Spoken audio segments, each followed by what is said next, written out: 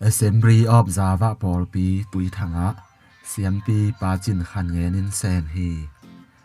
upa le mi pi akitel nangin puan ki khui hi CMP puan akang tunga zep thei danin ki zen hi azep na lai siang tho sunga angen ma abangin khaw adup san au san adum chi mel te ki jang hi lai siang tho sunga om na abangin puan tual monga atep ki bol hi mai langa a hoi zo in puwa ding ki som hi CMP puan ma bangin upa puan te zong akizem hi ya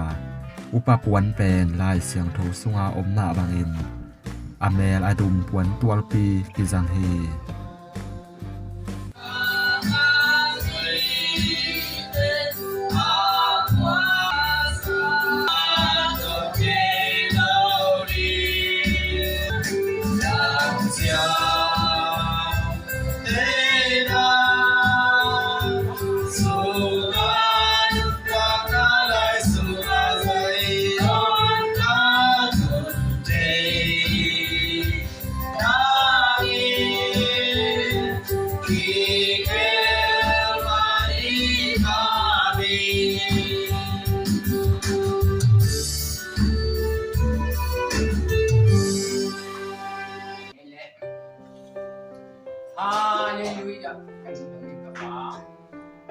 nang mamin than na le nang mamor do na te mai ma ho sa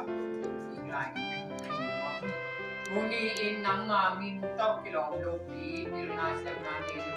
ke ma sa ka te por ti te le na am te ma pai na to di ba min nang ma te la pa ma pi ma pai di na kwan kwan te la pi ma ni ba ke pa ba na na mi te ken bang chi chi le ki nga bang chi chi kai ya pirna siam nani lo kahi mani nang mai bao nang ma tu te tu an mi te tu ha nang ma tu man tu dak te te wan te na lo te na tu nom na lu sin te tu mo sa ka ma pi ma pai di nang ma ha se tu mo don na mi an evolian me pa sa tu ma pi wan ha mi tu le ni ko ma sai ba ba ya ba o hallelujah ni wang tak tu pi sin na te ke gen na te ke lung na sang na te ke tu ha mi kalung sin te na nang ma tu pinai zoi kha siang thua sok siang na kha siang thua pyo te na kha siang thua ma pai na person na te